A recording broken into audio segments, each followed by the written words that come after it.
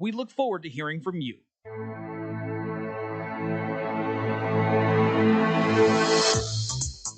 Welcome to the Leaking Timeline, my friend. That one place on the dial where time moves sideways and we like it. I'm Eric Newton, and I'm here as always with Guy Singstock, my buddy and my co-host, and we are back after a 1 week break. I hope you missed us. How's it going, Guy? It's going amazing, especially given the unique guest that we have on. And I think this is going to be our first repeated guest. First one coming back, isn't it? I mean, no, because we had your buddy. Why is my brain slipping on this? We've had one other repeat guest, 2 in a row, but Dan Faggella, today's guest, I think it's fair to say is our fan favorite. Oh yeah, which is crazy because he's got the worst possible news. Basically, Dan is saying, guys, this AI thing might not be so good. Let's take a look here and let's think about it. And nobody wants to hear that these days. And yet people love hearing from Dan himself. There's something about the guy. Dan, are you there? Do we have you live right now? I'm totally here if you can hear me. What's up, Dan? I'm so glad you're back. Hey, no, I'm delighted to be here riffing with you gentlemen. It's been too long. I haven't seen you since your conference. You were in town for what turned out to be an absolutely epic conference. And you haven't been back ever since, and it's been too long. I got to get out to SF again, my good sir. But yeah. I'm glad that at least remotely I can join you and we can talk about the real stuff. Yeah. So, listen, you had some you've got a podcast yourself, which I guess we should queue up. What's the name of the podcast and where people find it? It's called the Trajectory. So if people look up the Trajectory podcast, it's Apple, Spotify, all that stuff is definitely a little bit more on the post-human side, but I imagine that's what we'll get into today. So people that like this convo might like that one. I mean, you've had some epic guests lately. You had Mike Levin on recently. Yeah, Levin was on recently.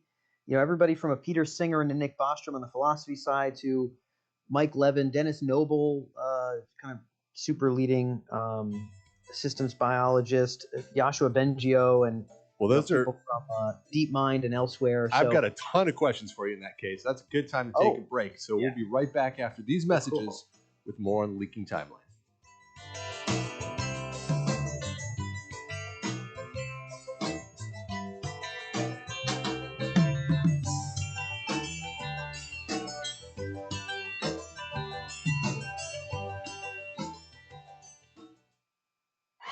My fellow Americans, let the message ring out that from this day forward, when you buy American, you buy the best. Handcrafted, something premium, something pure. For this is the very essence of what our servicemen and women gave their lives to protect, and by God, we shall not allow their sacrifice to be forgotten. It's time to show the world just how great American can be. And we will not wait for tomorrow to come. We will stand here, this moment, together, and we will start today.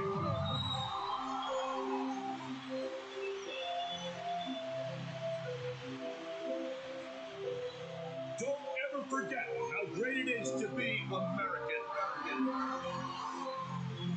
America we need right now. America. Premium vodka. Celebrate responsibly.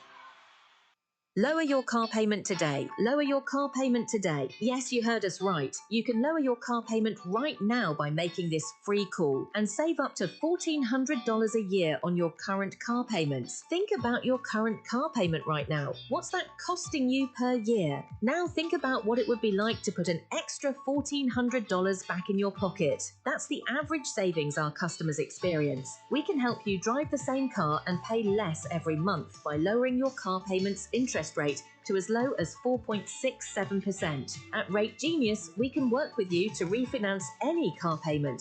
If you qualify, it costs you nothing to find out how you can lower your car payment. To learn more, call this number right now. 800-832-2816. 800-832-2816. 800-832-2816. That's 800-832-2816. $12.5 billion. That's what Americans lost to fraud last year alone. And the scams targeting seniors are getting smarter. AI-generated voices, emails that look perfect. So I built a weekly scam alert specifically for seniors. Every Tuesday, you get a plain language email about the latest threats, what to watch for, what to delete. It's completely free.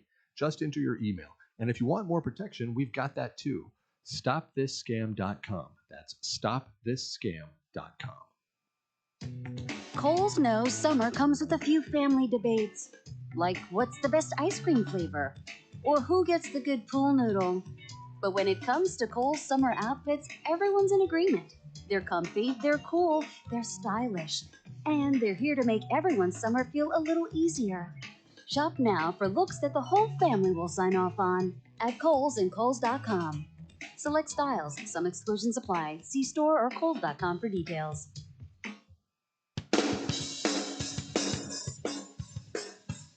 Welcome back to Leaking Timeline with Eric and Guy. You can join the conversation today with Dan Fagella at 800-878-7529. We're going to talk about transhumanism, posthumanism, and of course, you know, everybody's favorite topic, the AI apocalypse. Welcome back, Dan. Hey, glad to be here, brother. Yeah, man. So how was that conversation with Mike Levin? I've been really curious about that one. Yeah, just kind of high-level takeaways? Yeah, you know, actually, first tee up who he is for our guests who might not know. He's a celebrity in some circles and not in others. Absolutely, yeah. So Michael Levin is rather well known now since he's kind of been on some bigger media, but Mike's a really pioneering sort of regenerative medicine fella who runs a lab at Tufts, and they've done some very interesting work on sort of the nature of life itself and also the ability for sort of machine and bio substrates to sort of work together. So they've sort of built sort of living matter from human tissue. They've done a lot of work with flatworms that sort of kind of highlights some of how nature determines what to build and what to develop, and in sort of like in other words, how does complexity arise from an embryo? How does complexity arise from sort of the signaling within a cell beyond just the genes? So a lot of components of intelligence and components of development outside of just genetics, and he has some very important things to say about the AI space as well. So when it comes to kind of the world of intelligence, he's kind of about as big as it gets globally in that domain. He's about as big as it gets on the biology side. I think anybody who knows about him knows that, and because he's been famous for showing that there's more intelligence in any given cell than we ever gave them individually credit for, that cells can turn into any other kind of cell, essentially. But what I think people are surprised about is that it intersects with AI. So where does that happen? Yeah, well, Levin is not necessarily wed to, guanine and nucleotides as the inherent substrate of all life. He's really interested in, much like you. Yeah. He's interested in sort of life and intelligence itself. This complex, self-creating, self-overcoming, self-repairing sort of system. A clump of peat moss or a beetle or a human being seems very, very different than a granite stone or other dead matter. And so what those core differences are is really ultimately what Levin seems to be fascinated with. He has some very interesting, and some people would say rather far out notions of where the living process kind of originates from. But ultimately, he's interested in that whole unraveling living process, the richness and the value to be unfurled from that living process. And he obviously studies biology because that's the place where we know it lives most closely. But he's more or less of the belief it may already exist in substrates that we don't know how to detect, and may well relatively soon exist in kind of hybrid or non-biological substrates as well. So it is sort of what I would refer to as a living process. He might have other terms for it that he's mostly fascinated with. So his overlap with AI, AGI sort of stems there, from my opinion. And then how does that intersect with your approach to what's happening at the moment? Yeah, well, I mean, the conversation with him was the first episode ever in a new series called Stewarding the Flame. So the idea is that the flame is the great unraveling living process. Well, myself, Eric, yourself, or any one species, of bunny rabbits or human beings or oak trees, are torches. So torches are always temporary. the living process unfolds, unravels through torches for the sake of its own flourishment, for the expanse of the flame itself. And so Levin, I think would hope that humanity would get a great shake in the future, and that we could kind of repair and help ourselves to live longer, happier, et cetera, et cetera.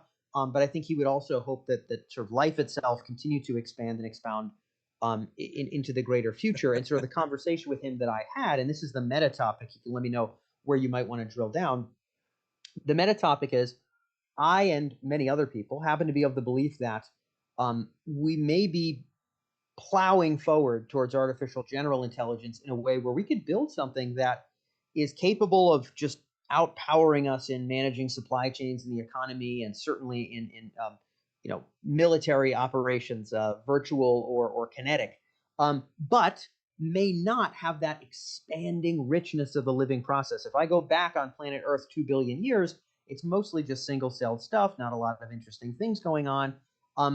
If we birth an AGI that can do a lot of brute crushing optimizing, but it's not conscious and it can't blossom and bloom forth more value. Like if it took over from us and you came back in a billion years and it's kind of doing the same thing, local minimum maximum kind of deal, then that would be a net detriment to the cosmos. That would be a squelching of the flame. So the question to Levin and to everybody else as part of the Stewarding the Flame series, we have a lot of eminent complexity theorists and biologists that are already recorded that will be live soon, a bunch of brain-computer interface people too. The question put forth to them is, what do we need to do to study of the living process to ensure that that which we build, AGI, and that which we become, brain-computer interface, actually adds to the net flourishment of the whole, as opposed to becoming a brute crusher of the living process, because we seem to be making a lot more progress on AGI than on biology. So that's the tee-up topic, and that's what we discussed. And I hear in that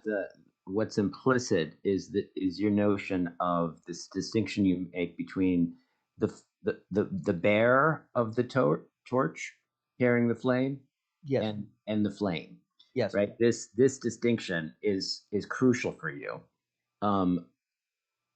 And in some ways, what I kind of have gotten to know about your work is, in some way you are adamantly pointing to something like the flame is the point of all this. It's not the torch bearer, right? It's the flame. Yeah. Do you want me to just kind of touch on that, or? Sure. Yeah. So I would say you're right. So look, here's the thing. In an ultimate sense, yes, I'm about the flame. So I believe, as it turns out, Guy, I believe that things that actually processes are more real than things. And I think that we have been permitted the charity of forgetting this because change has been slow. So if you were born in the year 1150, you could basically believe that fundamentally nothing changes except for the seasons. And you could live your whole life, and that would probably be proven true. You'd say, I'm living under the same damn kingdom. Maybe there's some more wars and shit, but I'm living in the same damn kingdom. Technology's the same, business is the same, language is the same, whatever. You live and you die, and then everything's the same. And so we look at our ancient traditions, or even to great thinkers like Spinoza, who didn't have Darwin yet, and we see sort of some notions of a non-acknowledgement of the fact that all is a rolling and self-overcoming process. People like Lucretius understood this, Heraclitus understood this, but it was very just poetic and metaphorical at that point. We didn't have a lot of great access. Nowadays, everybody accepts that business, culture, and technology are very quick, self-creating, self-overcoming processes. They have their own Darwinian dynamics. If you say, I never want to learn another bit of technology again, you'll be out of work in 2 months. If you say I'm going to work at one company until I retire, you'll retire early, very poor. And so, we now understand, okay, business and technology, these are self-overcoming processes. And maybe in nature, at the scale of millions and millions of years and only Darwinian speed, maybe that stuff is also self-overcoming, but we humans are an exception. But as it turns out, we're not. We're merely an emanation of the unraveling process. And now that great process be faster. Due in part because of the cultural and technological cycles. And so we must again sort of kind of embrace the idea that maybe the process is the most real thing. And I think it is to be foisted upon us. So the meaning crisis that your friend Vervaeke speaks of, in my opinion, mostly is because if all futures that don't have hominids as main characters are bad futures, all the futures you can imagine when you look forward are bad, because there aren't really any. Everything attenuates or transforms. This is the fate of torches. And Guy, I cannot be blamed for this. Blame Heraclitus if you wish to blame someone. Blame not me. It is attenuating or transforming. Earth. Guys, let me Earth cut you will off. attenuate. That's the moment for us to take a break. We'll be back in a few minutes with more from Dan Faggella on the Leaking Timeline.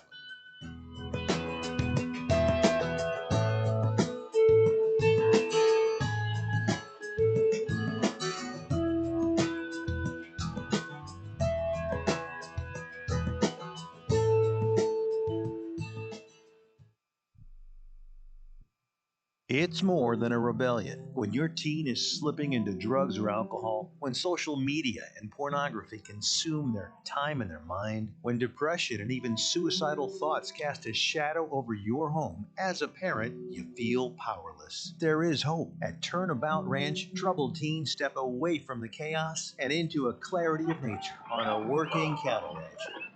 Care for horses, learn responsibility, build trust, and rediscover purpose. It isn't theory, it's real work. Real therapy, real healing. Families from across the country have found transformation right here, just when they thought hope was gone. If your teen is struggling with addiction, harmful online behaviors, even weight management, call right now and get the help you all need. 800-219-2494. 800-219-2494. 800-219-2494. That's 800-219-2494. I am an American veteran. I'm proud to have served this country. Helping veterans is something all Americans can participate in, and it's as simple as donating an old car that you have sitting around. When you call the Veteran Car Donation Program, they'll explain how their program works, and then arrange a time they can come and pick up your vehicle for free. Running or not, it doesn't matter. They take cars, trucks, motorcycles, or vans. As a veteran, show your support by donating your car and get a tax deduction in the process. Call the Veteran Car Donation Program right now. They'll come and pick your car up for free, and you'll get a tax deduction in the process. Call the number we're about to give you right now. Thank you, and God bless America. 800-887-1097. 800-887-1097. 800-887-1097. That's 800-887-1097. Proceeds support Heroes on the Water. Let's be honest. Most businesses don't struggle because demand is low. They struggle because their back end can't handle growth.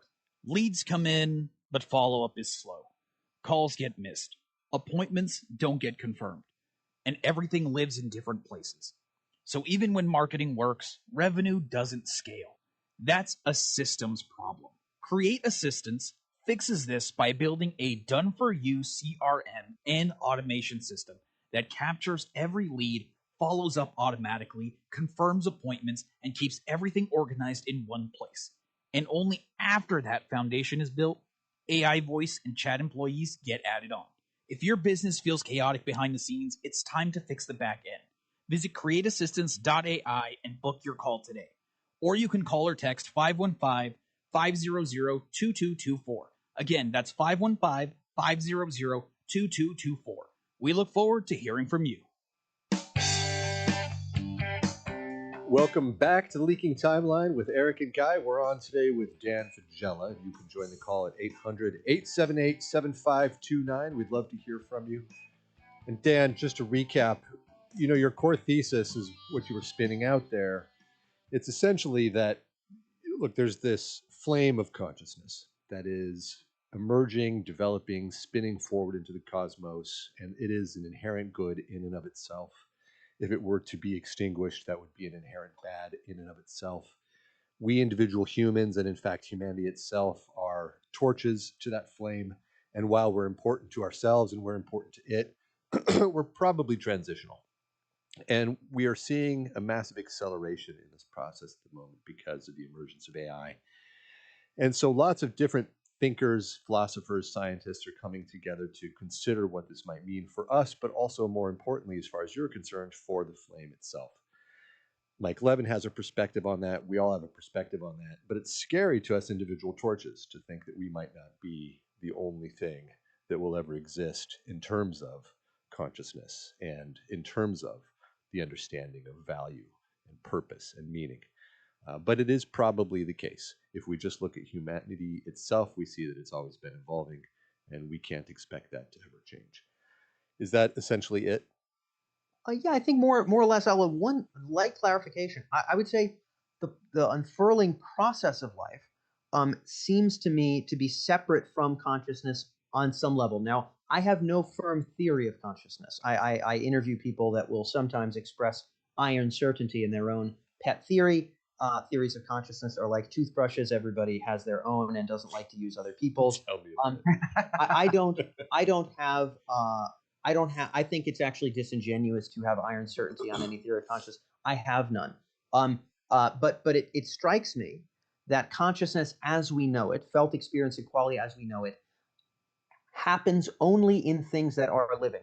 I don't know if either of you would not concur. You might say, Daniel, I think the granite stone is just as alive as my Labrador Retriever. I would say maybe. I don't disagree. Let me cut you off and say that seems right. But the problem is the definition of life is as tricky as the definition of consciousness. So we're just stuck in a semantics question. But I'm with you. I guess broadly, what are you trying to say? Yes. So definitions of life are pretty iffy, and we kind of know it when we see it on some level, but even that is clearly not an iron certainty way of dealing with it. Here's the bag as far as I'm concerned. The self-maintaining, self-creating, self-overcoming system that conjureth forth new forms, new power, experience, and access to nature is what life does. To persist, it has to expand its powers because the world is dynamic. So there is no you can persist in one way. You have to persist by expanding. This is what life does. Again, I don't make the rules. And so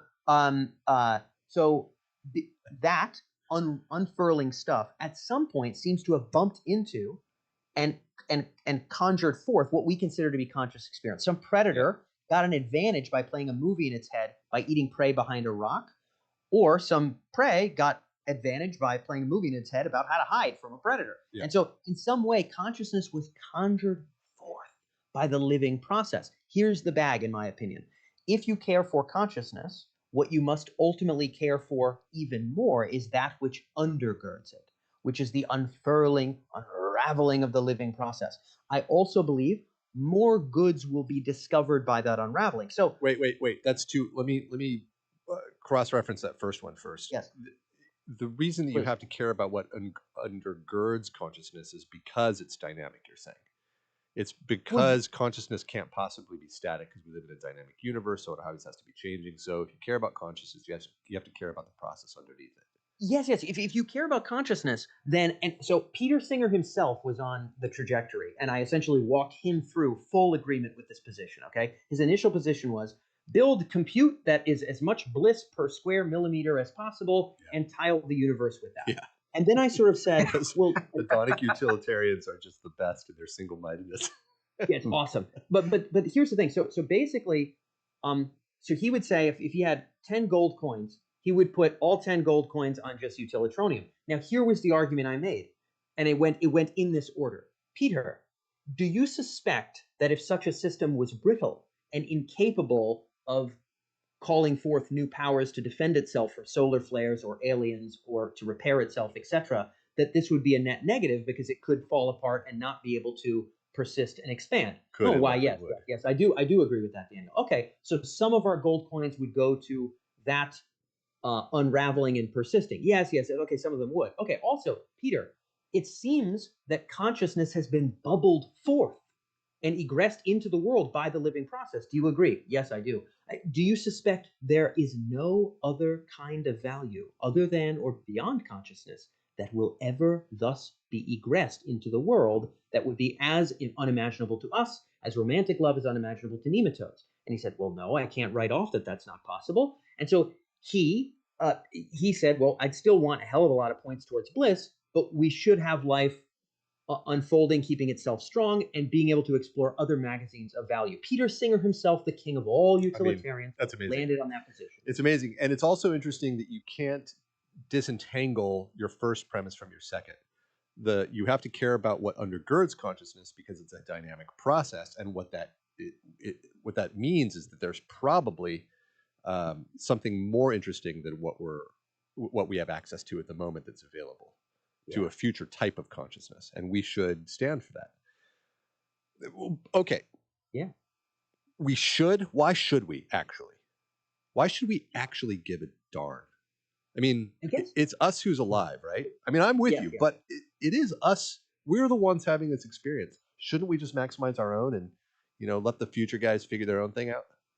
I mean, I have nothing against that perspective per se. I guess what I will say is it strikes me that the torch morality, which is to say, so torch morality has been the same since the theocratic worldview of, the Dark Ages, and since the post-Enlightenment with Francis Bacon and Voltaire. The torch morality has been the same. Torch morality goes like this. What ultimately matters is, the happiness of Homo sapiens sapiens as they are, and Homo sapiens sapiens as they are the locus of both moral value and volition until the heat death of the universe. This is called torch morality.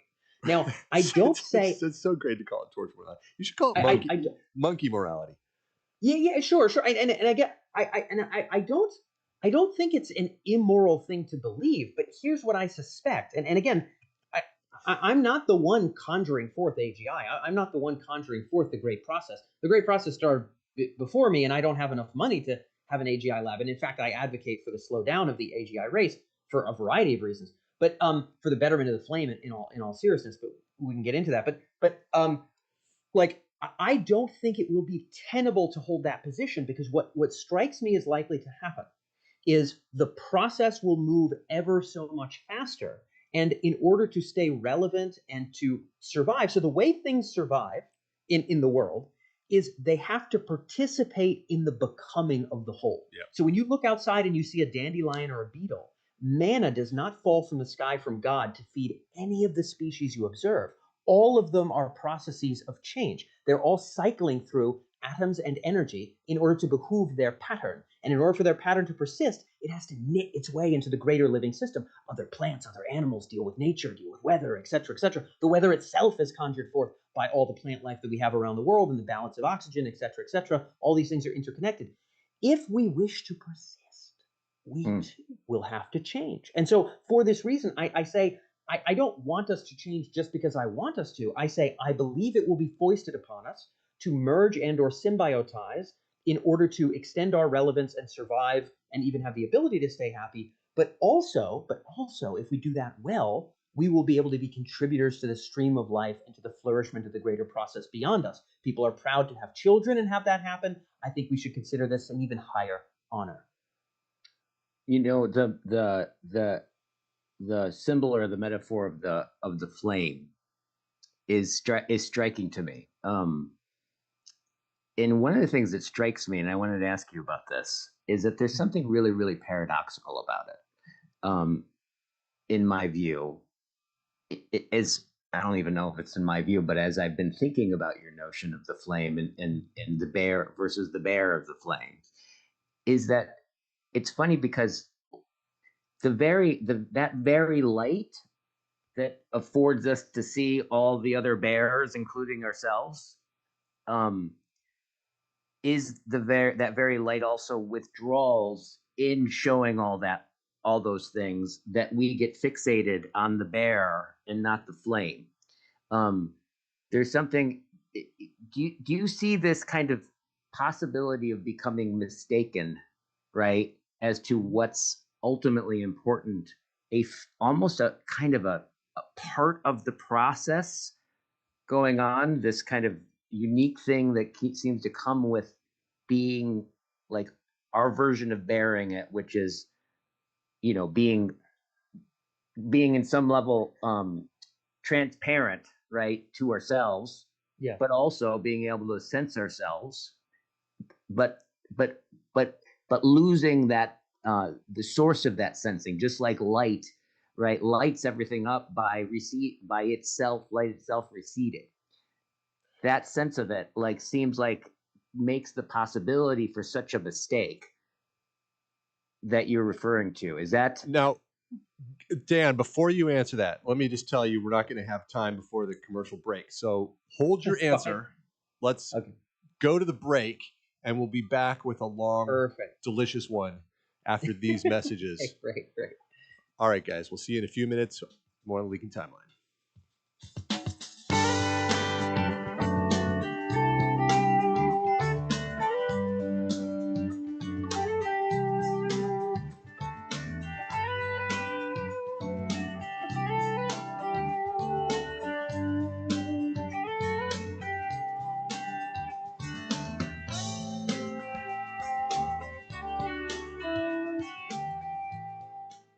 This summer, the Honey Pepper Pimento Chicken Sandwich and Pineapple Dragon Fruit and Sprite are back at Chick-fil-A.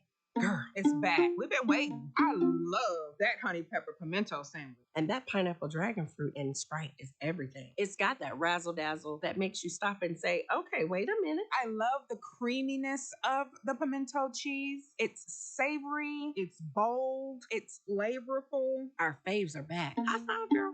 Which fan favorite will you choose? Real customers paid for their testimonials. My mom asked me to explain AI to her. Not the hype, the real stuff. How to use it to prepare for a doctor's appointment or a meeting with a financial advisor. How to use it to spot a scam before it gets to her. I looked around and nobody had built anything like that for seniors. So I did. AIClassForSeniors.com, a plain language course built specifically for people 65 and older. No jargon, no tech background needed, just real answers. AIClassForSeniors.com. I get a lot of calls from people across the country who are suffering from the affliction of IRS tax debt. Hi, I'm the tax doctor. Call me right now. My team specializes in helping people over the age of 50 solve their tax problems. And the bigger your tax problem is, the more money you can save. If you owe the IRS money, or you're about to owe the IRS money, or even if you need to file years of unfiled returns, call us right now. Our friendly, highly trained representatives are waiting right now to take your call. Over the years, we've helped thousands of people just like you stop the tax liens, wage garnishments, and harassing phone calls. You don't need to send the IRS a big fat check. We can negotiate a lower amount. That's what we guarantee for you. So call us right now. 800-603-9359. 800-603-9359. 800-603-9359. That's 800-603-9359. I'm holding in my hand the American Silver Eagle dollar. It's a beautiful piece of American history, and it's 1 ounce of silver. Originally minted in 1986, these coins are a beautiful classic piece of American history, and they're a great investment you should add to your portfolio. The beauty of silver is that however much you have available to invest, silver is affordable and easy to acquire, with one coin costing around $30. So, if you choose to invest a few thousand in silver, you can get quite a bit for your money, and you'll have a tangible asset that you can hold, one you can be proud to own. Claim your piece of American history with American Silver Eagle dollars. Call the Silver Hotline right now. 800-620-1624. 800-620-1624. 800-620-1624. That's 800-620-1624. Welcome back to the Leaking Timeline with Eric and Guy. We're talking to Dan Faggella today about the ever-emerging flame of consciousness, and you can join the conversation if you'd like at 800-878-7529. We'd love to hear from you. Now, Guy, you had just queued up an extremely juicy question. Why don't you recap that in one sentence if you can?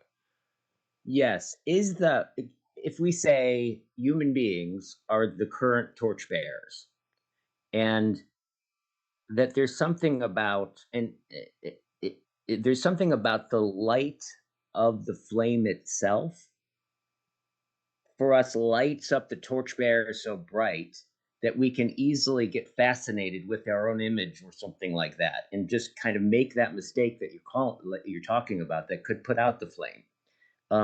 Yeah. the flame it's there's something deeply rich and paradoxical there, that the very thing that affords us being the bearers that we are to find a worthy successor is the same thing that affords the mistakenness of confusing the flame for the bearer of the flame. Was that clear? Yeah, so I'm going to say back what you've said and just make sure I'm on the right page. So I think what you're saying is because we have this reflexive consciousness, which of course we delineate as what makes us eternally special, just as I'm sure the first slugs that had mouths said that eating sludge off of rocks was what made them special. But each rung will valorize their rung. I don't denounce a reflexive consciousness and consider it to be wonderful. But anyway, what you're getting at is that thing in us, right? And you had said we're the bearer of the torch, or we're the bearer of the flame as of now.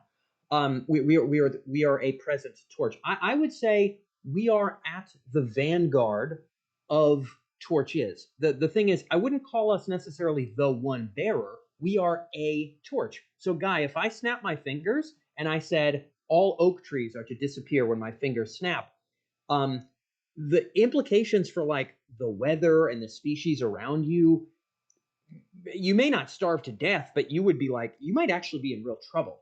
In many parts of the world would be in extreme trouble if I could snap my fingers and get rid of oak trees.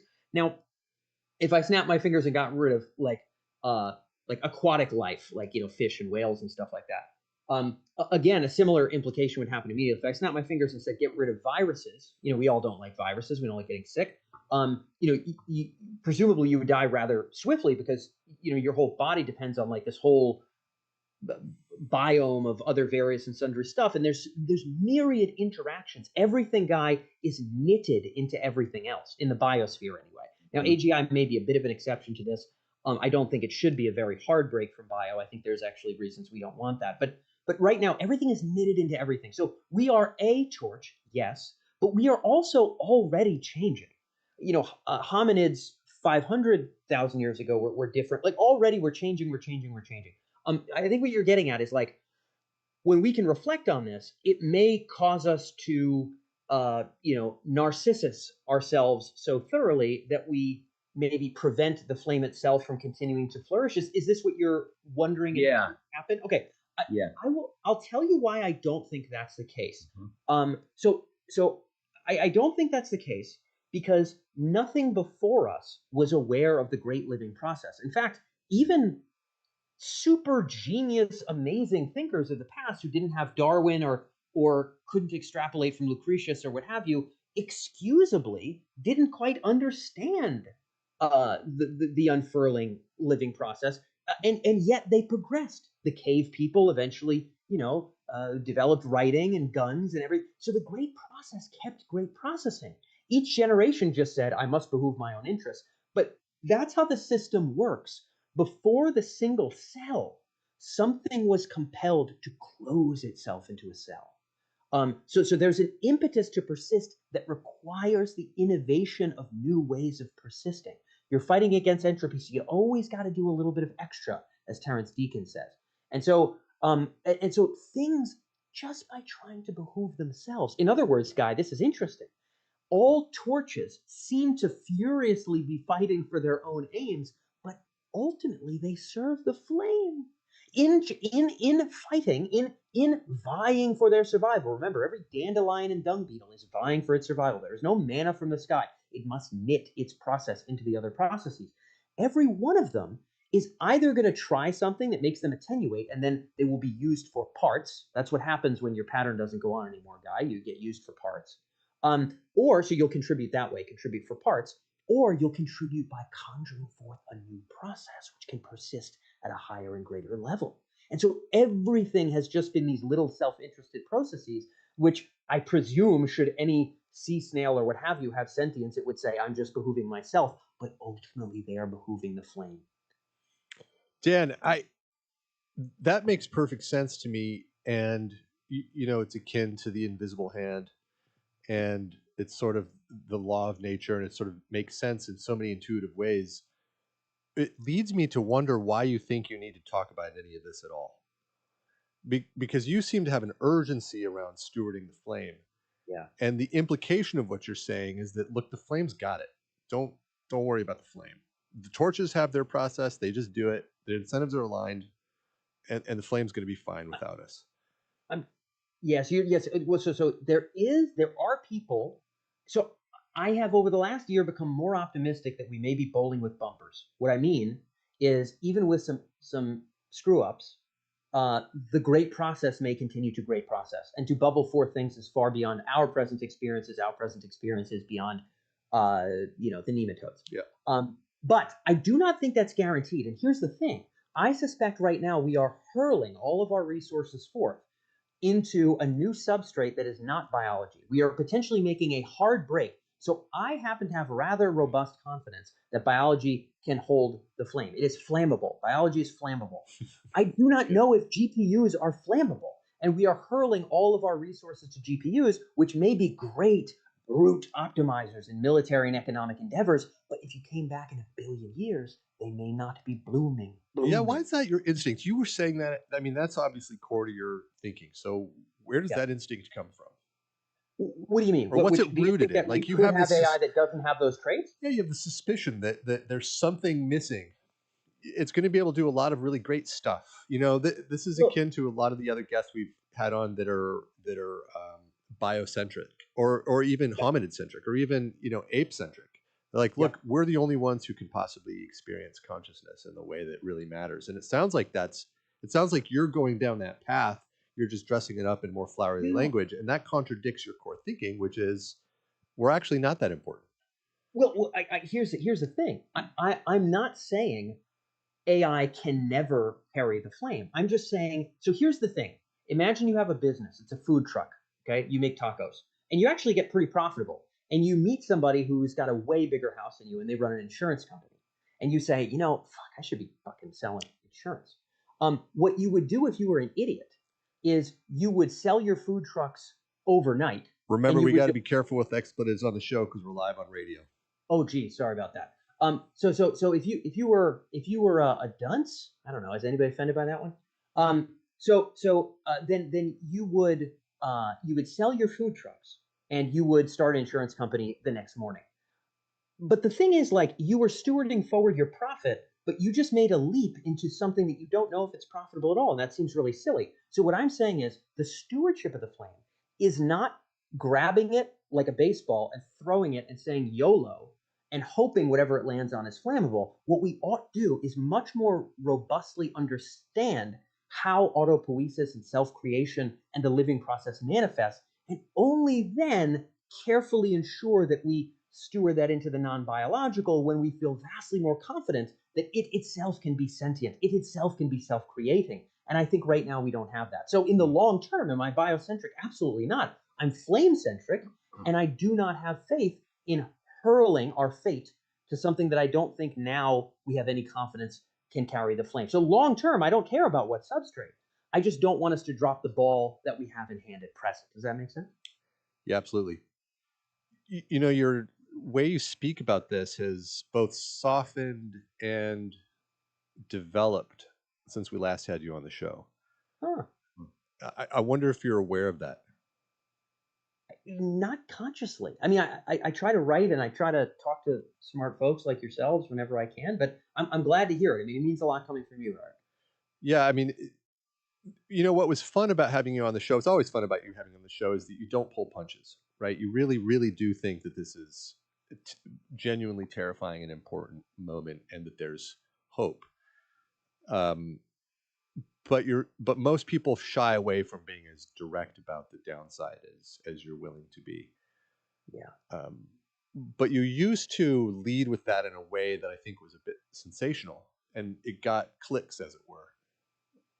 Or the clicks is an analogy for the attention. It got enough attention, but I wonder. But now you've sort of matured it a bit, and I wonder if you're saying it's not conscious, but are you aware of how your thinking has changed over the last 6 months? Yeah, I think it's a great question. I mean,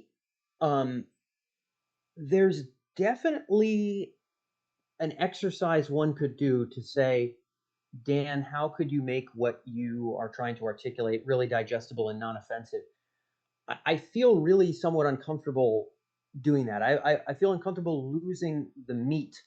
However, I feel perfectly amenable to framing it in ways that are more understandable. The word successor has these really horrible connotations of, so what you want is to replace humans because you hate humans, right? Now, Eric, anybody who goes on Google, types in worthy successor and reads the essay couldn't possibly think that was my opinion. Well, but that requires them to read the essay. Of course. And I mean, there's probably been 12 people that have read it top to bottom. It's like, it's probably 1,800 words, but there's probably 12 people that read it top to bottom.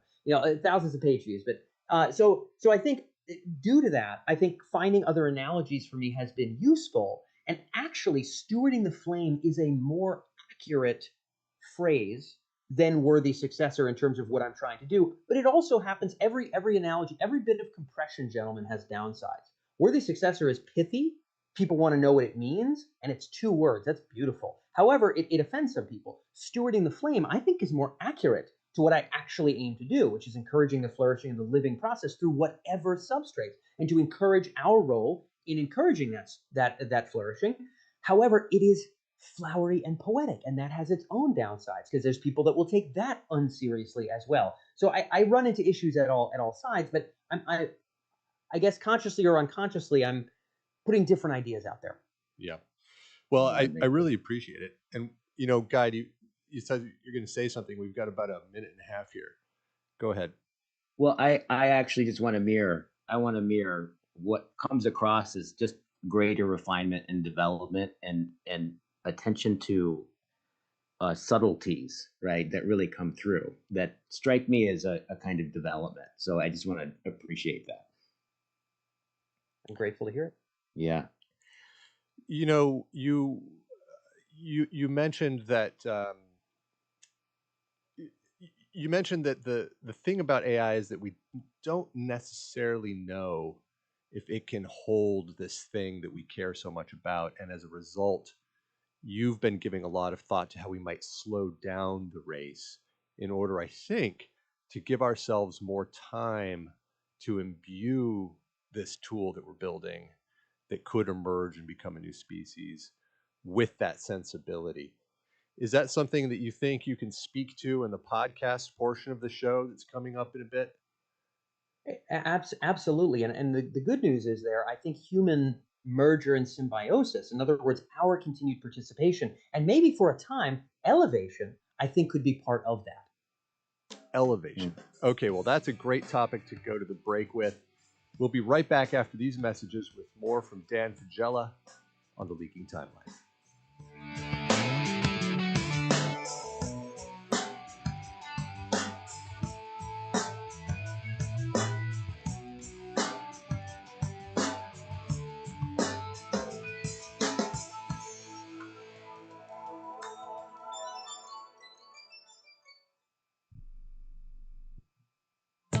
Do you want to add a boost to your sex life this weekend?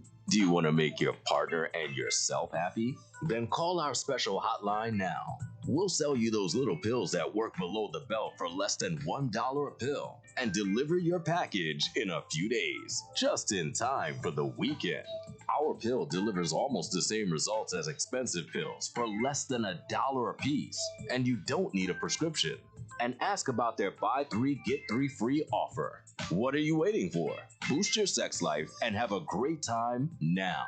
Less than $1 a pill, discreet delivery in a few days, and a buy 3 get 3 free offer? Dial this number and save it now. 800-245-2751. 800-245-2751. 800-245-2751. That's 800-245-2751. Paid for by the Pharmacy Shop.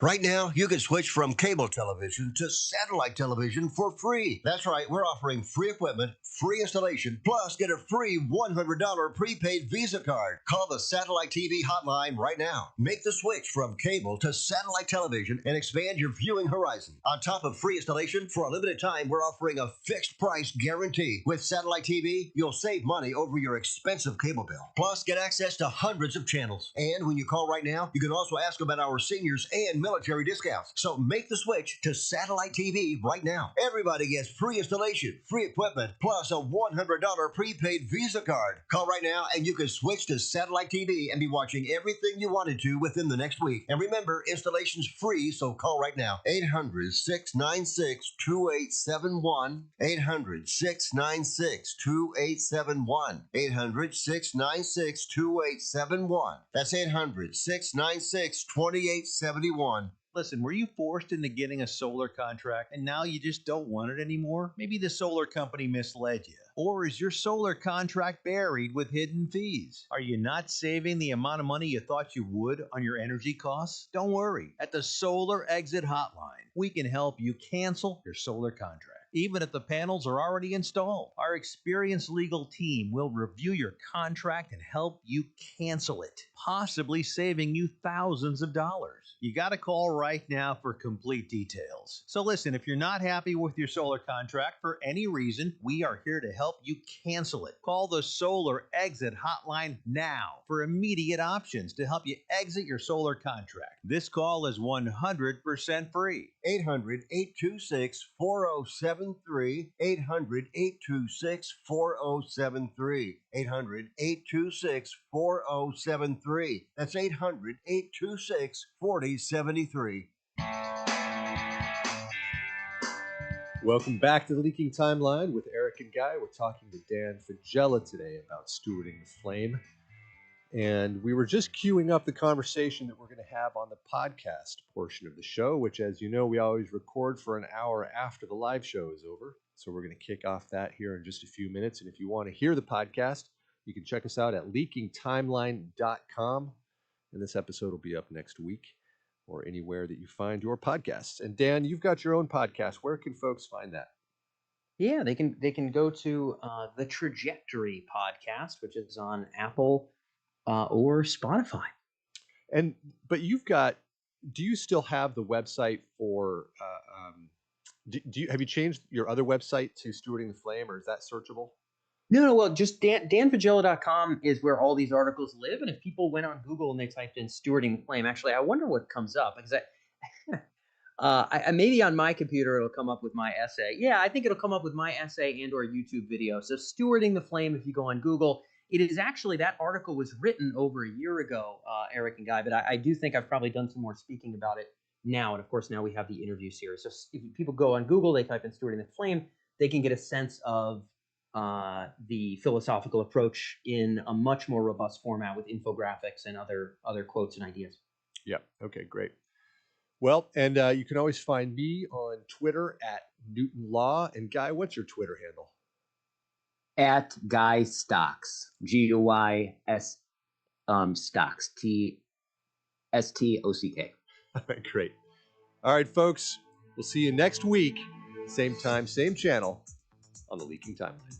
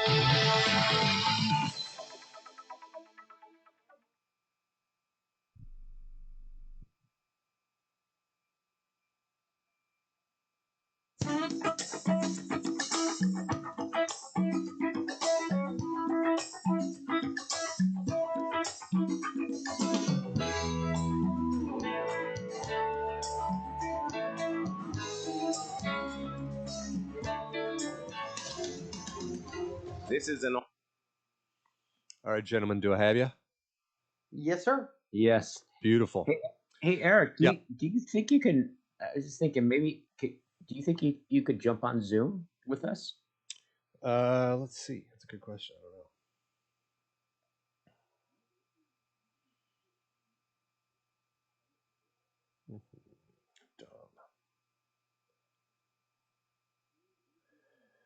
Do not know. Or we're off the recorder. Are we? Yeah, we'll just edit this part out. Okay. There we go. Oh boy, I'm gonna mute this sucker. Mute this. Okay. Beard's getting longer every day with this fella. I know. And we're still streaming live, actually. Why can't I see you guys? Somebody say something. I'm here. Oh, there you go. Okay. It's nice and sunny there, man. Absolutely. Yeah. So, okay. So where were we? Is this screwing up the audio? Hold on. This is a little weird. It doesn't work. It's no problem. Okay. It is nice to be able to see each other, though. Okay. Okay, you guys ready for the podcast portion? Yeah. Okay, here we go. 3, 2, 1. Welcome to the Leaking Timeline podcast. We're here with Dan Faggella following up on the live show. Dan, we were just about to talk about, this question of, I guess I put it in the category of hope. You've been advocating that we slow down a bit. And some would say that flies in the face of your core perspective on things. If we're really just here to steward the flame, why not speed it up? And you're saying no, because there's hope for us if we don't. How does that actually function? Yeah, well, I advocate for slowing down the brute economic and military arms race of AGI, mostly for flame reasons, not torch reasons. Mostly for the great process, not for the frozen static hominid form. So I will be clear about that. But I do think it affords better affordances for us individual hominids. And, I myself am one. The people I love happen to be one. So I'm interested in how we can get our own best shake. Yeah. The flying in the face, it's sort of like, hey, if you want to make a lot of profit, you got a profitable restaurant, start an insurance company the next morning, sell water balloons the next day, like what, hey, don't you want profit? Like, why are any of those things bad? Whoa. You only have so much money and you want to make sure what you're getting into is actually profitable. Do your research. Keep what's definitely profitable now and invest incrementally in the other spaces, see how that goes. And this is how you steward funds. I would say you should steward the living process the same way. Someone who says, oh, yeah, look, we got this AI. It can pass a Turing machine. It can pass a Turing test. We can make a bajillion robot bodies. And I don't know, US and China are kind of duking it out. Maybe if we both had robots, they'd duke it out even more and it would be great. Hold up, man. Hold up. If we throw these robots in the woods and then we come back, 1,000 years later, are there new species of robots with entirely new powers that are unraveling and expanding power, experience, and access to nature into the cosmos? If the answer is not, hold up then, dog. Don't put all your eggs in that basket. Let's make sure that basket can hold goddamn eggs. Let's make sure that torch actually be flammable. And so for me, if one wants to go fast, if you want to win a rally race, you have to have brakes. I've never seen someone win a rally race with 0 brakes or no steering wheel. Who even needs a steering wheel? Just go fast. It's like, no. So this idea that slowing down the AI race is anti-flame is, in my opinion, ridiculous. Nature has always come up with bounds and new powers and new bounds and new powers to build upon itself and get stronger. I advocate for this continuance. Okay, now those are good analogies. It's clear. But specifically, what would you do and how would you actually enact it? To slow down the AGI arms race, or I mean, the other it's two separate questions. I mean, one of the, and I'm asking one of them in the spirit of this notion of inevitability that you, I think, subscribe to. Your one of your approaches, maybe inevitability is the wrong term for it. Yeah, one of your viewpoints is always like a trajectory that seems to move in this direction, but it could be fucked up, I suspect. Or you can say that because we're on the podcast now. But the thing that it's not so much inevitability, but you're often saying, look, we are doing this, folks. Like, I don't make the rules. Humanity is just a torch, and it is evolving, and consciousness has emerged in this particular way. It's going to continue to do it. Like, it's just like folks, get clear on what's actually happening here. And that's always been my argument for, hey, there is no slowdown, folks. The incentives are aligned. Stop pretending you're making a fool of yourself. It's not going to happen. It's not going to happen. I'm sorry, it's not going to happen. If you want to make the best for yourself, your family, for humanity, for consciousness, take into account the fact that we are not slowing the sucker down. This train is moving. But you're like, no, we can do it, and I think we should. Well, I don't have optimism that we can do it. So what I would say is, like, it strikes me as a worthwhile goal. So nature, like thrival in nature, is a combination of what Spinoza would call potentia, which is the expansion of new powers, and potestas, a selective bounding of a set of those powers, which allows for more power of the whole. When the first cell closed, this would have been potestas. When, America was formed and we said, should murder be legal? And someone was like, nah, we should make that one illegal.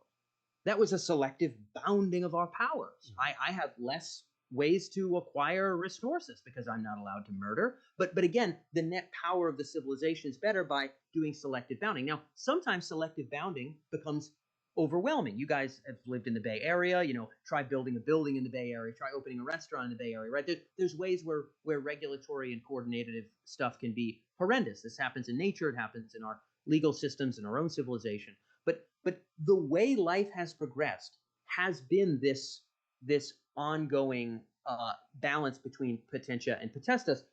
I won't say, it's a 60% chance we can definitely coordinate with China and all will be well. I don't think all will be well. What I think is some kind of imperfect, potestas is always imperfect, some kind of imperfect coordination, whether it be between the labs themselves in the East and West, the governments themselves, et cetera, may allow us to discern trajectories of unfurling the flame itself in a more positive sense than the brute military and economic arms race that seems rather likely if none exists. Now, you guys will recall in the Cold War, even people like von Neumann, probably higher IQ than anybody on this call, at least as far as I know, was pretty adamant. Guy is pretty smart, dude. Maybe saying. not Guy, but me and you, Eric. Yeah. I mean, we don't hold a candle to von Neumann. Guy probably puts him to shame. But he was like, look, just kill as many Russians as you can. They're going to kill us, right? And as it turns out, weird new conjured levels of red telephone, et cetera, came forth that had never existed before. Am I saying we should count on a Hail Mary of that kind? No. Am I saying some striving in that direction, should it be possible, might give us more of a choice? So, last analogy. Sorry, the last analogy. I'm having this philosophical conversation with you instead of holding a gun out the window and counting how many cans of food I have left. Why am I doing that? Because theft and murder are illegal in Austin, Texas. So you'll notice by bounding my powers in Austin, I gain all these new powers of growing businesses, making friendships, speaking philosophy, right? And so if soccer had no rules, you would bring knives and they would bring guns and you would bring tanks and you wouldn't be playing soccer anymore. And so soccer has rules. So what I say is, if we wish for the flourishment of the great process and not merely for a brute squashing of an unconscious military optimizer, then we ought to play a game that is not constantly saying who can build the best brute military squashing optimizer. Now, am I saying this is likely, this coordination is likely? No. Am I saying it is worth striving towards and there are many hard and soft governance mechanisms that could knit together a tapestry to give us a bit more degree of coordination to optimize for something other than a brute arms race? Yes. Okay. So would you say that doing this is a form of is better stewardship? Absolutely. Yeah. I would say absolutely. Yeah. Yeah. So there's a sense of, see, one of the things I really enjoyed your conversation with Michael Levin a lot. Yeah, it was great. and there was what I found myself really thinking about is this flame. Like, what is this flame, right? What is my relationship to this flame? And it's I'm with you on this. I'm totally with you on this. This sense of valuing it. I kind of think you can't. It's something like the platonic good, right? Even our worst mistakenness about it, right, is in some sense it's it itself makes that possible in some way, Yes, right? yes. We are emanations. Yes, God, yes. we are emanations. Like it or Totally. not. Oh, like we have this curiosity. Does Yeah. the living process not? Oh, Yeah. we fight to survive. Does the living process not? We love and connect. Does the living process not coordinate when it behooves us? Yeah. We are like emanations of the greater living process, like it or Yeah. not. Yes, totally. And there's this, and one of the things that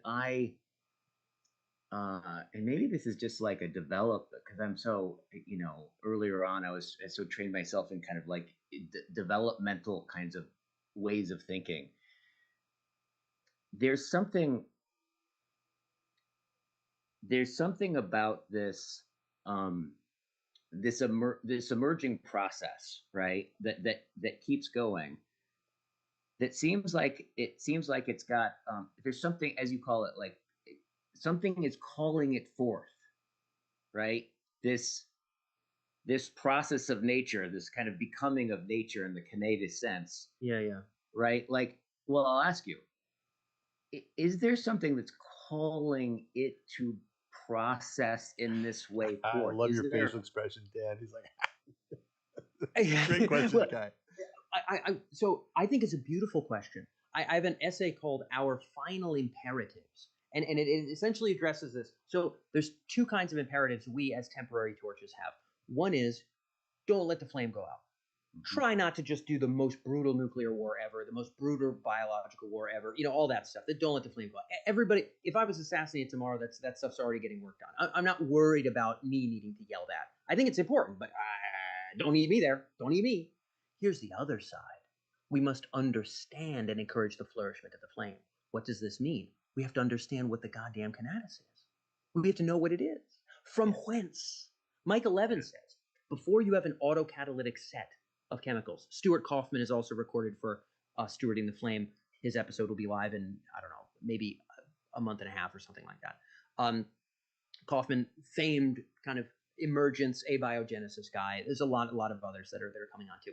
But even before an autocatalytic set of chemical reactions that seem to catalyze and kick off themselves, which some people suspect, it seems like a reasonable supposition, was sort of the bootstrap that got eventually bubbled into other knitted broader systems, something close to cell.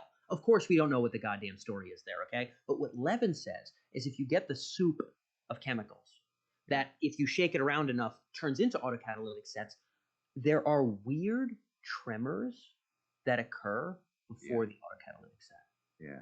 So what does this mean? Does it want?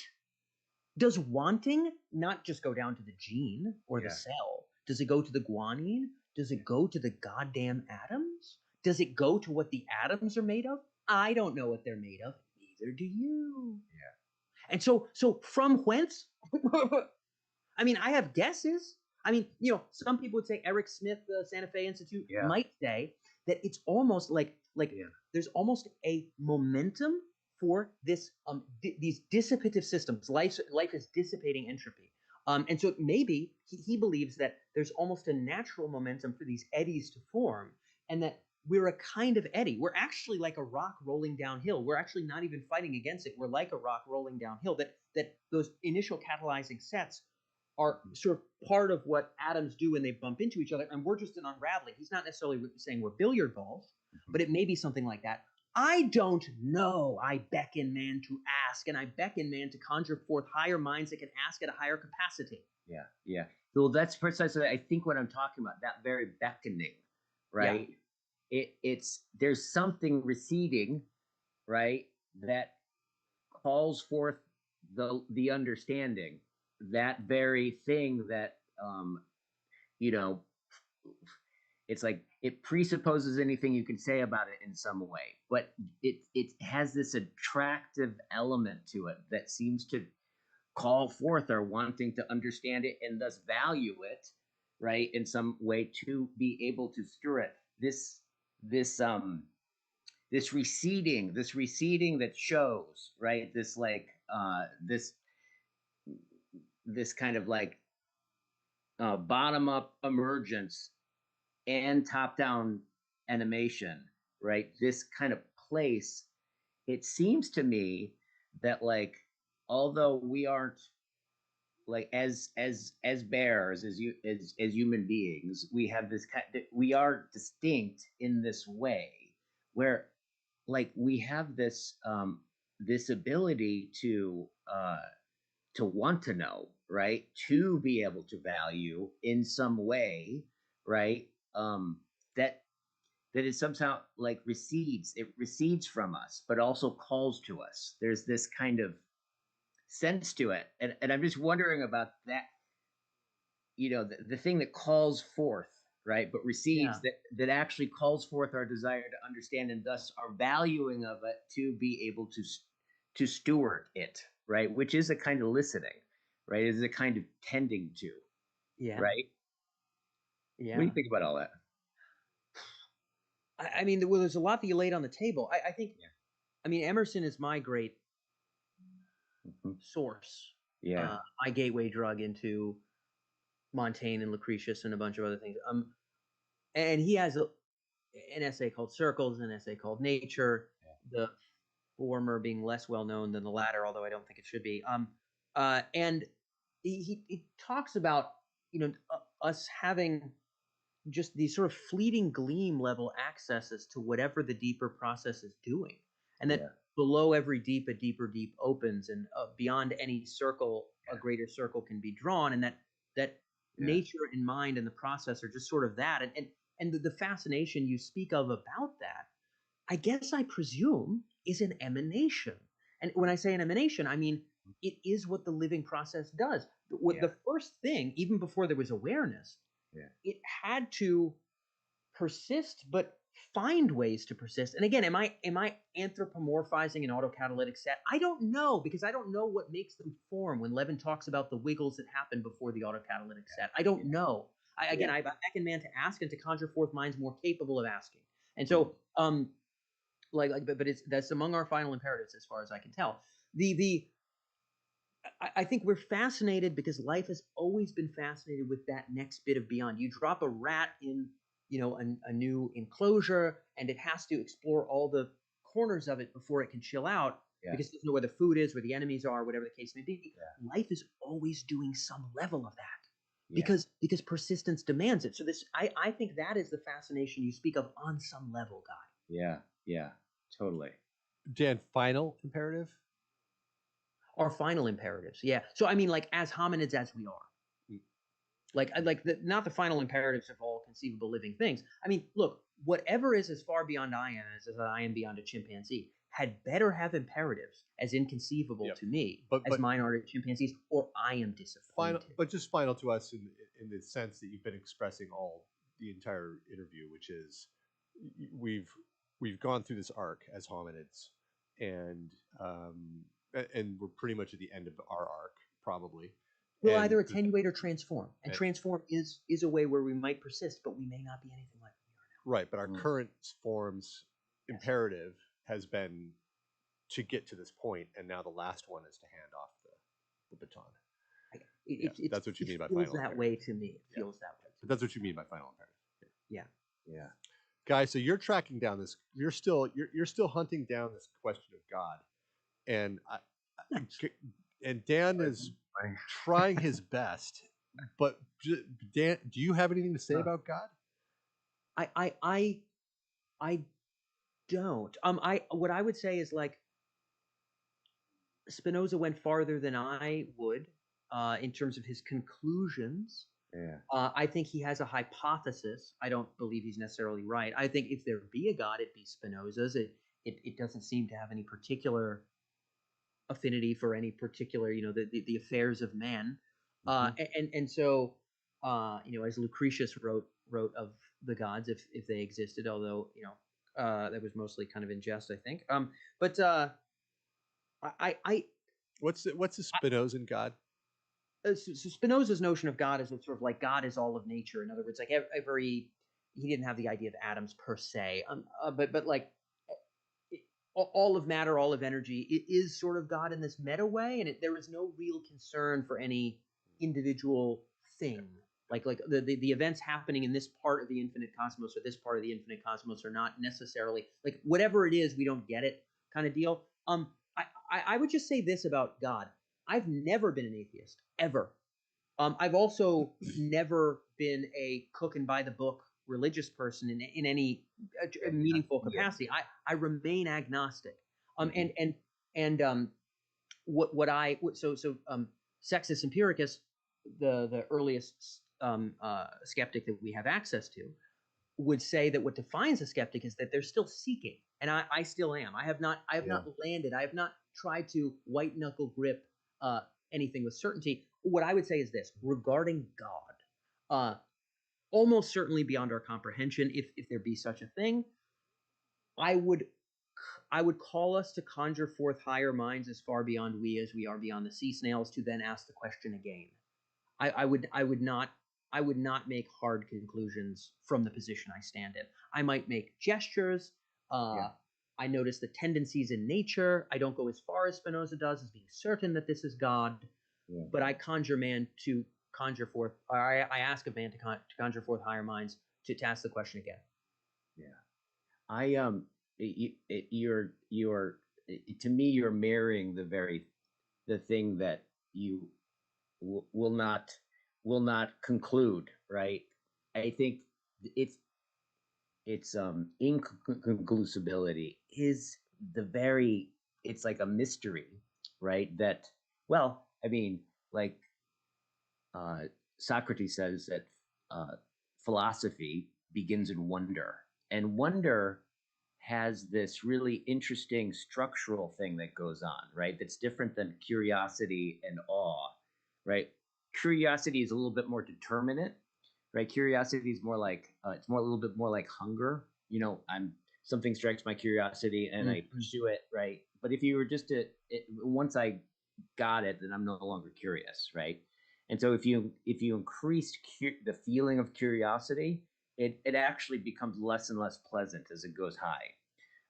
And then there's awe, which is like on the other side, which is the thing is just the sunset just so radically amazing, like it literally shatters my mind, like awe, right? And hopefully it reorganizes in a way that has can mirror that in some way. Whereas wonder is this really interesting thing, as I understand it, right? Wonder is when the thing you've been looking at and you're most familiar with, all of a sudden a little door opens that had been there the whole time. It just had not revealed itself, that emanates something, right? And that emanation kind of puts everything in question, right? But it doesn't totally reveal it. It has this drawing quality. Yes, a circle is drawn around the other circle, and so on and so on. Yeah. That's the thing that I sense that we cannot not be in a relationship with. Even our numbing to it, our overcoming it, our like misplacing it and addictions and all that kind of stuff. It just seems like there's something about that pregnant mystery. You can kind of feel me kind of. Yeah. Is the stuff that starts wiggling before it forms an autocatalytic set, the stuff that knows before, does it also tickle forth the one? Is it reaching in the way that you're articulating? Is it wondering? I don't know, and I'm not anthropomorphizing it. I'm not intending to at all. I'm simply saying we know not from whence, we know not to where. I think higher minds will have to answer these questions, but we should ask them and seek answers as deeply as we can, and then develop better tools in higher minds to again do the thing and draw wider circles. And whatever platform you're standing on, there will always be a wider circle to draw. Yeah. So it's wider circles all the way up. Yeah, yeah. It's And Emerson. that not knowing, I'm hearing is a couple levels. Like on one level, I don't know, like in terms of a missing of information or something, right? But there's another level where the not knowing is a kind it in its withdrawal from knowing actually it actually does something in its withdrawing, right? It actually draws one into it. It's like it's a pregnant not knowing, right? In that sense. And I just get this, I guess every time I think about your thinking and this is kind of where I end up is I kind of end up in this sense of like, it's like I'm looking at that flame and like light is the perfect metaphor for this because it's light is light by completely withdrawing itself, right? Light itself, right? Phenomenologically, it lights everything by itself not being lit, right? Its very concealment is its revealment, right? In this sense. That's cool. I haven't thought about that part of the analogy. I probably should think more about that. Yeah. There's something to that. And again, you notice we're having to grope at this because, well, number one, Emerson would say the poet has to use new language, new metaphors. Like language is animalcules to Emerson. It's dead little noises that implied simple things that got congealed into bigger things. And then you have to invent new analogies and new ideas that eventually become the thing. Lucretius poetized, and then Darwin could scientize. But the poetizing seems to happen first. We're grasping at that right now, you and I. And I think there is credence to this idea that you're saying of light. It's revealing by itself, like not being visible by itself. It reveals the things that sort of it makes its way to, but there is something about that in the living process as well. Guy, it feels like the very process. Like there's something that feels like it's that thing doing that, right? Another law of nature seems to be that nothing can see its own substrate. And I think this is also Gödel, one of the theorems, maybe it's the incompleteness theorem, like you can't compute your own mathematics, or you can't prove the validity of your own mathematics. And I wonder if that's the same thing for you, Guy. Like we can't see that if we are in a simulation, we can't see the code of the simulation by definition. Yeah. And if we break into the next one, we're also still going to be in the same inquiry. Yeah. And if we expand our consciousness beyond this consciousness and get to the next one, we're still going to be asking, or whatever is there is still going to be asking the same question because it's incomplete by definition. It always will be. And it will never be able to see that which gives the light. But it will always suspect there's something there, but not be able to prove it. Yeah. Yeah. Does that seem right to you? It seems really right to me. It's also, Gödel's theory is in Gödel's theory, incompleteness. You can also see that John talks about that is the opponent processing between insight and inference, right? Which is what draws forth something like wisdom, right? In his view, right? It's this opponent processing where it's like they mutually like feed into each other, afford each other. That process is what he would say is one way of talking about the process of becoming wise, right? In some way. Does that make sense? Yeah. I'm following you. Dan, sorry, go ahead, Guy. Yeah, so it's actually speaking of Vervaeke, and one of the things he said in our last conversation, right at the end, we started talking about AI, of course, and he said that and I'm wondering if this parallels with the thing that you're talking about, right? Specifically, we're talking about LLMs, and he's like, well, to summarize him, if we want to develop something that actually heads towards wise, right? A good steward, or so to speak, he kind of said it like this: the problem is that we shouldn't have the LLMs train on us. In some sense, he said we should actually have it train on the flame, right? Like that it's that because in some sense if we point it towards us and it trains on the products of our thinking and all that kind of stuff, that he in some sense I was realizing as you were talking, I'm like, oh, I think he's pointing to something else, right? That in some sense this this kind of possession of thinking we're the end of it, right? And just keep it going, right? Is almost mirrored in the way that we're going about with LLMs. And he said that like if we wanted to go like become wise, we ought to train it on the good, the true, the beautiful, or the flame, so to speak, right? Okay, I have a specific question on that for Dan.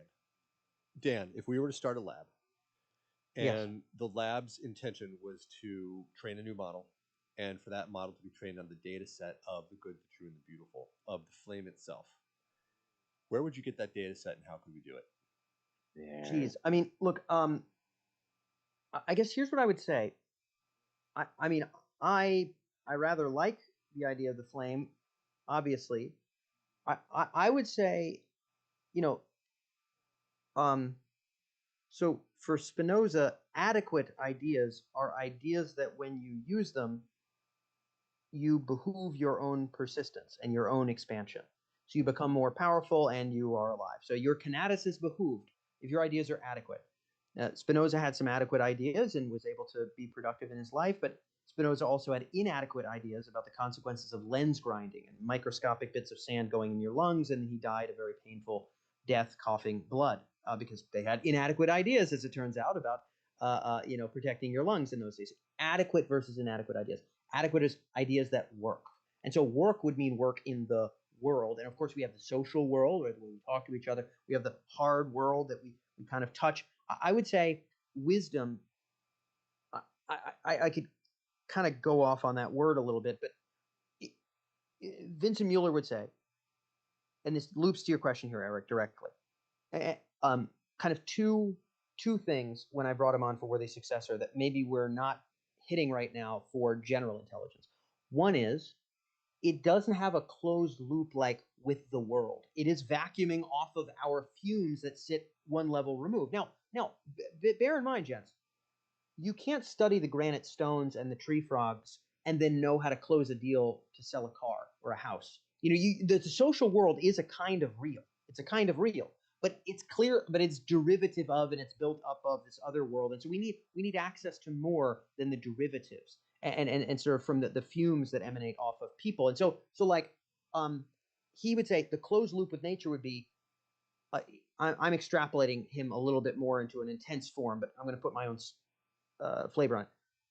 Trillions of robot bodies. Some are biped. Some are industrial robots. Some are jet planes. Some are femto-scale bots.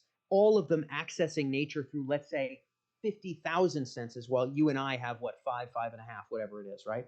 So 50,000 senses, 1 trillion manifestations, all accessing nature, understanding the dynamics of entropy at levels transcendently beyond us, the dynamics of light transcendently beyond us, the dynamics of strata of nature for which we have no words, imaginations, or faculties to conceive at strata beyond us. This would strike me as what it ought to be trained on if it ought to deal in the real. And the other thing he had said is that it needs to be able to form and then prioritize in real time nested levels of goals, which seems to be what living things do. He made a really great example in the interview on stewarding the Worthy Successor. So if I wanted to train, I wouldn't know exactly how to train it on the beautiful. The true, Eric, I would try to do what we just did. But if I wanted to study the flame, I'd try to do everything I could to have AI crack things like abiogenesis and morphogenesis and autopoiesis and these phenomena in nature for which we have paltry, abysmally low levels of understanding because we don't get the flame itself. So I would point it at the best junctures, hypotheses, and data sets around cracking some of those core problems. Yeah. Yeah. So the answer then is the way you train that model, because you don't have that data set ready at your availability, is to point the current models at the hardest problems in physics and in the most grounded hard truth reality. And developmental evolution, et cetera, and have it essentially seek truth. And then by seeking truth, it gets to whatever the flame is. And we've probably corrupted it by calling it the good, the true, and the beautiful anyway. I'm more or less in agreement with what you just said. Yeah. I haven't thought enough about that though. If started lab, what would you do overtly to move towards stewarding the flame? Yeah. That's an extremely good question. I should actually think a lot more about that in particular. I can't expect present labs to do anything other than military arms races, because if they don't, someone else will. But we can start a lab. Yeah. We can start a lab, and we can raise money for it if we have a sufficiently robust thesis. We could raise. I'd be interested in doing that. We can raise ungodly sums of money quickly if we have that kind of a thesis. And the thesis has to be like, look, this is going to outperform the existing labs, or it's going to provide some economic value because it outperforms in a particular vertical. And the way that it's going to do it is it's going to track down the good, the true, and the beautiful. It's going to pursue the flame. Like that's basically what you'd have to say. And I raised the question because it's not outside the realm of possibility to do such a thing. Like you and I and Guy, and we could put together our list of contacts, and we could develop the notion, right? Yeah. And we could raise the money. Like that's not an issue. So let's take that for granted. What would stop you? Geez, I think not to beat the dead Emerson horse, but I'll wail away. There's a phrase. There's probably literally every second Emerson essay is mostly about this idea of sort of tuning into what your work is. Sort of everyone is a ship in a river impeded on all sides but one. Right? You can't go against it. You can't go left. You can't go right. You gotta. So the whole thing for him is sort of like, in what way? What is your work? And you're a taco truck. Don't sell insurance. Yeah, this is what I'm trying to figure out for myself. I think my disagreeableness, not in a meanness, I just mean in the big five sense, right? Yeah. Agree, disagree. I have many great loving relationships, but I think he's amenable to taking the lightning strikes of accusations of being terrible for considering this idea. And I think the clarion call seems to be the bag that maybe I can cut. Okay. But I'm asking a different question. You're saying, look, it's because it's not my work. Fine, whatever. I'm asking a different question, which is, why isn't what we just described someone's work? Why wouldn't it work? Okay. So couldn't someone, Dan, pursue the flame overtly via a lab? Yeah. That's what you're saying. Yeah. Okay. And if so, why let's cause somebody to pursue that. Well, look, I'm for it, and I have people in the DMs at various scales of mostly seed level stuff who are aspiring to something similar. And yeah, I guess I don't know why one couldn't. It strikes me that what I know about people in a community of people congenial to the worthy successor, of which you're both relatively familiar, of that ecosystem, is that many of the people in the really cutting edge bio side of that group, in the really cutting edge neuro side of that group, and the really cutting edge AI side of that group, who are starting their own things or trying to influence things within existing larger organizations, are have to pursue a path of making their ideas amenable in torch language in order to pursue flame language stuff. And so I run a market research company where Microsoft, NVIDIA, Salesforce, and others will pay to reach enterprise Fortune 500 adopter audiences of AI in life sciences and financial services, because that's extremely legible and understandable and practically useful and valuable. That has gotten me in the room to meet all the AI people, where on nights and weekends I can do philosophy and run events in San Francisco, London, New York, etc. And so it pays for it. So most of the people I know who are pursuing the flame currently, they have like a, hey, we're going to do this thing with underwater drones because it's yada yada. But really what they're trying to do is do this dead reckoning of reality with sensor data in a way that more approximates life, because they want to get to the flame itself. But that philosophical underpinning, that's not what they lead with. That's not in the deck. The deck is about, hey, look at all these energy pipes that need predictive maintenance, and the same drone tech that you use to navigate in air can't even remotely be used underwater for all these reasons, including Wi-Fi access, et cetera, et cetera. And so they have a philosophical premise, but they have to couch it in economic terms. It strikes me that right now that's kind of the case, unless there was some massive, deliberately non-profity version of that sort of thing. We all know what happens to the non-profities when they get powerful enough. Right, I don't think any be of them are. nonprofit. It has to. It has to have the economic mobility and the structural mobility to be able to function, and that means it has to speak torch language. Yeah, but that's are the you challenge. saying? But are you saying that that's the reason you wouldn't do it? I'm really like. It's definitely one of them, because I have a really hard time not talking about this stuff. Like, I have a lot of people in the group and in the community who are like, dude, this is really important. I think about it. I'm going to work on this element of safety or this element of capabilities. And I'll speak the other language. I have a really hard time not saying the thing. And so, like, that doesn't surprise me.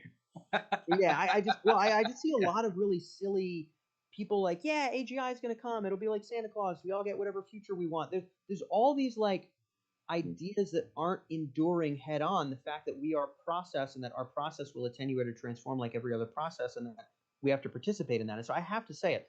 So yes, that's part of it, Eric, is the fact that you'd have to make it torch digestible. And everyone I know working with an ardent interest in the flame is figuring out how to communicate it. I know people in brain-computer interface. I know people in bio. I know people in AI who all have the deck and they have the idea in their own heart. Mm-hmm. Yeah. Yeah. And my job is to collect all those Pokemon. And one day they will be able to show their shimmering colors in the light.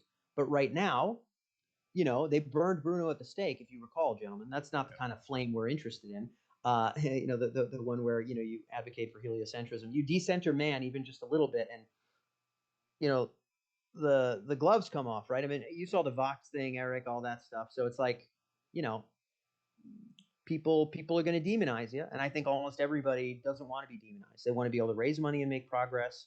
And if that means pretend I'm a cooking by the book AI safety person, but I'm flaming the sheets, I do it. If that means running a brain computer interface company, but ultimately I want to do the flame stuff, but I'm just going to talk about people that are paralyzed, then so be it. Yeah. Well, most people. You do what you have to do pragmatically. I mean, you do it too. Of course. That's the thing. You're doing it too with switching Worthy Successor to Stewarding the Flame. But I will also go out there on Twitter and I'll fucking say the thing. Yeah. And I'll get on stage, I'll say the thing. And people that are co-founders of a Neuralink or who work at OpenAI and Anthropic will never retweet my stuff, but they'll show up. They'll pull up. They'll pull up when I run an event from a Twitter DM. They'll pull up because they follow. But they're not going to retweet, you understand, because it's too dangerous. But they believe it's important.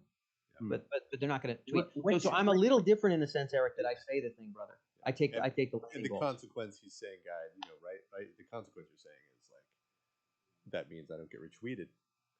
I don't get the same distribution in a sense because I don't say the palatable thing. I say the unpalatable thing. Yeah. Guy, what were you going to say? I was going to say what is the danger? Like, imagine you work at DeepMind, and some journalist said, and this DeepMind person, they were on a panel at this event called Worthy Successor. These frickin' people want to replace you. Blah, blah, blah, blah, blah. Right? It's like you are, so preference falsification is a whole academic field. There's a Turkish guy at Duke who created it. Preference falsification. You can Google it. Everybody in the Soviet Union looked around and felt like surely all of you are really loyal Soviets in your heart, because outside they didn't say anything other than that. But as it turns out, it was a house of cards. So you look at the AI safety world, you think, well, all these people surely say humanity forever. You go under the hood, it's not true.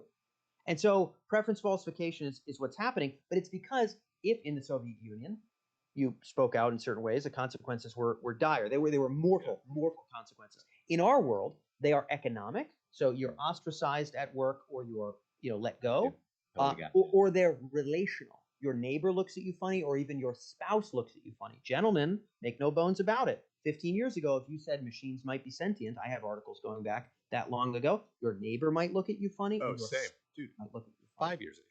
I was saying this 5 stuff years. But also now, 15 years ago. 5 years ago, people thought you were crazy. DeepMind hires people full time to work on that now. Shevlin's been Unworthy's successor. Before he worked at DeepMind, which is good because I got more frank answers from him because he didn't have the job yet. Yeah. And so relational and economic costs in the Soviet Union is mortal costs. We don't have as many of those in America, thank goodness. You don't get Jack Mod very frequently in America. I'm sure the CIA has done all kinds of terrible stuff, but in general, you can have weird opinions. No, it's economic here. It's economic. You can't economic and relational. Yes. Yeah. And so nobody is why from Google can show up at your events or CIMC's events either. No way. They're not allowed to. Same with Facebook. They're just not allowed to. Really? Yeah. Really? Oh, yeah. We're completely blackballed from Google. It's ridiculous. We'll have people like scheduled to show that again up. with CIMC. What did you say?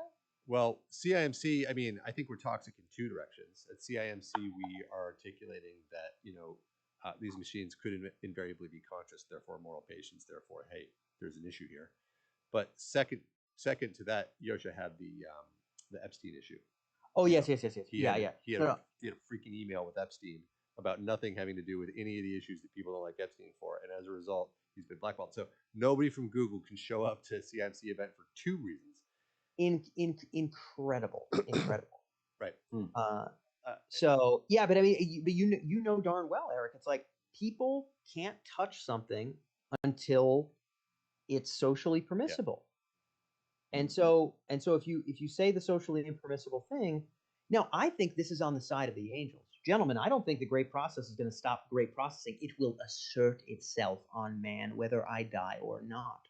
I'm just trying to stay ahead of the ball. I'm the guy in the Kodak corporate boardroom saying, guys, it's 1989. I get it. 100% of the photos are filmed. We got this digital thing. It could be one generation where it's less than 1% of all photos are filmed. We must think about what we are and how we could be more, even if it's not this current shape.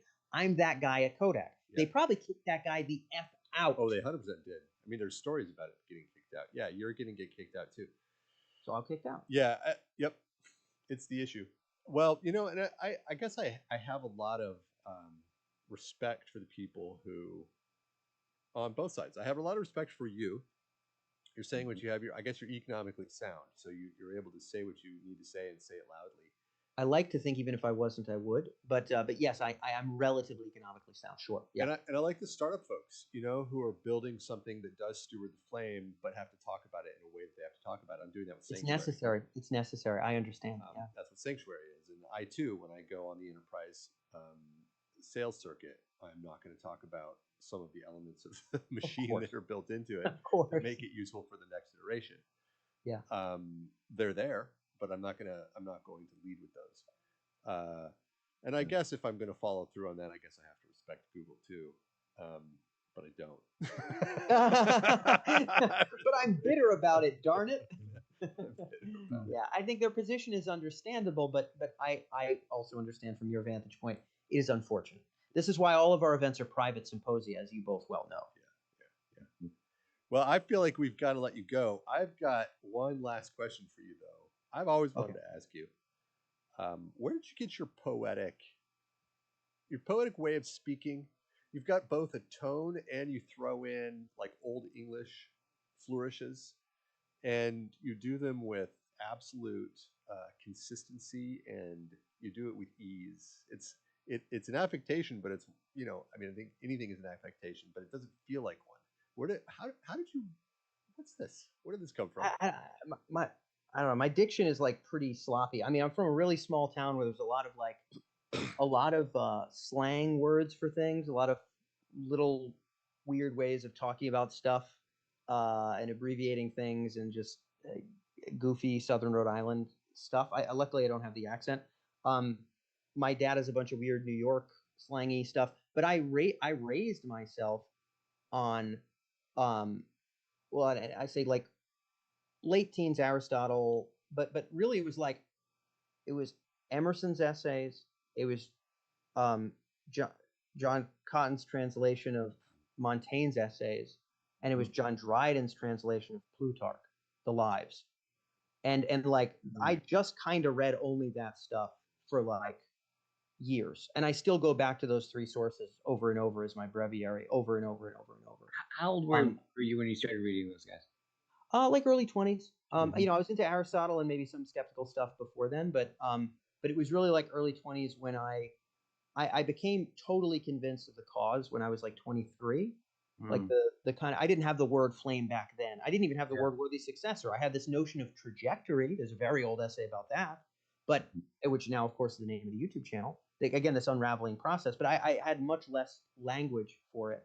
I think I stayed in the world of the poetic and the pointing at for longer than I ought to have. And I think actually my explorations into biology and evolutionary development and things along those lines actually have been really, really fruitful. And it's a bit of a shame that it wasn't until my 30s that I found that stuff. But I will say, in a small town, before I left to move to Boston, eventually San Francisco, and now I'm in Austin, I had nobody to talk about this stuff with. And I had like 3 books that I felt like spoke to me, and Emerson in particular. And that's like the only stuff I read and journaled and whatever. And I think in my essays, this stuff started wiggling its way in, and my analogies stuff started wiggling its way in. So I think that's it. I think that's it. Well, it's beautiful. What is it? Because I'm not as versed in Emerson. What is Emerson saying, right, to you that's had like that you really have like struck you, right, in the way that he has? Like essentially, like what is Emerson? What did he point you to? Like what's his like? Sure. Way too much. So danfagello.com/spires of form. It's Googleable. My last name and then spires of form is a selection of the quotes that align with the core thread of what Emerson speaks to me. So to answer your question, there is an article of it. If you want, if you don't have to read his full essay, just say quote, quote, quote. Yeah. Here's the through line. This is what I drew from it. So there is a more full answer than what I'll provide. Okay. Emerson is the original process philosopher in the Western tradition after Heraclitus, as far as I can tell.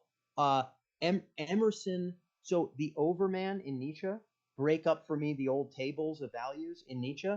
This is directly from Emerson. Directly. The infinitude of the private man is the overman. Nietzsche slept with Emerson under his pillow. No book was his breviary throughout his entire adult life than Emerson's essays. No book. Listen to me, gentlemen. I said none. None. Go read it. It's not me. So what did Nietzsche see in Emerson? He saw one who separated from religion, was separated from a social anchoring of a notion of the real and the good, right? When you leave a religion, you leave the real and the good. Now you need to find it. You need to sail. You need to endure the true human condition with no white knuckle coping. You need to endure. You need to sail. Nietzsche saw one whose father also died early, who is also a preacher man, and who also came up in a religion and had to leave it, say, how do I now live unmoored? And Nietzsche found in Emerson that source and built upon him in a very angsty way, much higher and loftier German verse than Emerson could have conjured forth. But Emerson was undeniably his breviary. Undeniably. If you read Uriel, you read Circles, you read Self-Reliance, it's straight line to Nietzsche. He himself all but says it overtly. Anyway, I find the same in him. A navigation of being unmoored, of the process that is always self-overcoming. What are we to do in it? I find inspiration there. I find analogies there. And I find a man who saw that process before. He wasn't even really familiar. Like Darwin's things weren't really there when his first essays came out. And so he gestured towards one leg beyond. And now that we know about AI and we know about Darwin, there's another leg to gesture to. And that's all I'm trying to do. This is what I find in Emerson. Yeah. Beautiful. Dan, that's such an honor to know you. Brother, I got love for you, my good sir, and I'm very grateful to be here. I'm so happy you guys. I'm like nerding out with those two gents will be the most fun part of my week, and I am so happy that I was able to do it. So I appreciate you guys having me. Totally. That's so mutual. Love you too. Guy, love you, man. See you next week. Totally. All right, gentlemen. Excellent. Bye. All right, see you guys.